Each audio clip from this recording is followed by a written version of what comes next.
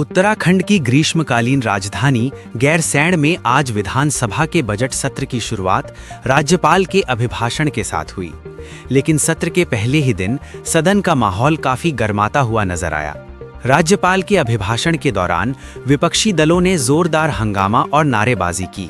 विपक्ष के लगातार विरोध के चलते सदन में कुछ समय तक शोर शराबे का माहौल बना रहा।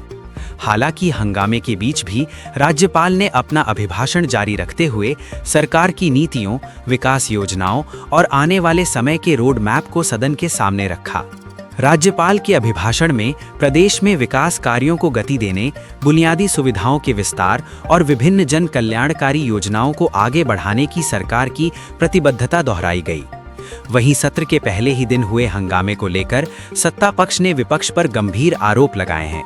सत्ता पक्ष का कहना है कि विपक्ष जानबूझकर सदन की कार्यवाही में बाधा डालकर सत्र को प्रभावित करने की कोशिश कर रहा है। दूसरी ओर नेता प्रतिपक्ष यशपाल आर्य ने सरकार पर निशाना साधते हुए कहा कि विपक्ष का उद्देश्य केवल जनता से जुड़े महत्वपूर्ण मुद्दों को सदन में उठाना है। उन्होंने कहा कि विपक्ष चाहता है कि जनहित से जुड़े विषयों पर विस्तार से चर्चा के लिए विधानसभा सत्र की अवधि बढ़ाई जाए। अब देखना ये होगा कि आने वाले दिनों में बजट सत्र के दौरान सदन की कार्यवाही सुचारू रूप से चल पाती है या फिर सत्ता और विपक्ष के बीच टकराव का सिलसिला जारी रहता है। देखिए, राज्यपाल जी का अभिभाषण बहुत ही शानदार रहा है और ये सरकार ने जिस प्रकार से विगत वर्षों में कार्य किया है उसकी पूरी रूपरेखा रही है और ये सारे कार्य धरातल पर इम्प्लीमेंट हुए हैं। और मुझे लगता है कि इसीलिए शायद विपक्ष को विकास रास नहीं आता, इसीलिए वो राज्यपाल के अभिभाषण का बायकॉट करके और शोर शराबा करते हुए बाहर निकल गए, जो कि मैं समझती हूँ कि विपक्ष का एक गैर जिम्मेदाराना रवैया है, बहुत ही दुर्भाग्यपूर्ण है। मुझे लगता है कि उत्तराखंड की जनता जिन्होंने उनको चुनकर यहाँ भेजा है, निश्चित रूप से उनको भी ये घटना देखते हुए बहुत दुख हो रहा होगा। देखिए ना, सत्ता पक्ष सरकार उसको किस ढंग से परिभाषित करती है, ये उनका अपना दृष्टिकोण है। लेकिन हमारी मंशा, हमारा इरादा स्पष्ट रहा है। हम प्रदेश के जो मुद्दे हैं उन मुद्दों के संदर्भ में बात करना चाहते हैं और बात तभी होगी, चर्चा तभी होगी जब सत्रावधि बढ़ेगी। मैंने स्वयं माननीय मुख्यमंत्री जी को पत्र भी लिखा, उनसे अनुरोध भी किया है कि सत्रावधि बढ़ाई जाए। यह पंचम विधानसभा का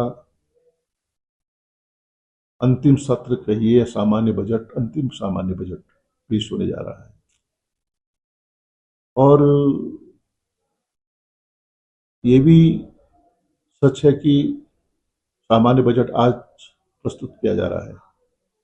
संसदीय इतिहास में आज तक समझता हूं कि गवर्नर साहब ने बहुत ही प्रेरणादायक दिया और इस पूरे उनके भाषण में सभी की भावना जो है समाहित थी।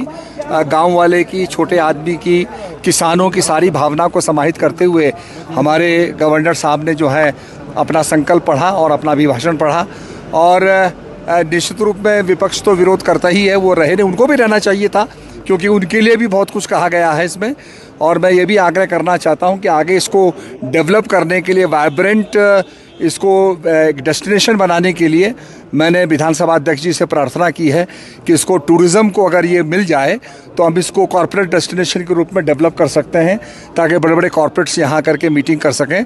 और हमारा ये भवन जो है ये वाइट एलिफेंट की तरह ना रहे, बल्कि इसका उपयोग होना शुरू हो जाएगा तो यहाँ पर लोगों को रोज़गार भी मिलेगा, फैसिलिटी भी मिलेगी और लोग इसकी भव्यता को देख करके इसका अनुभव प्राप्त करेंगे।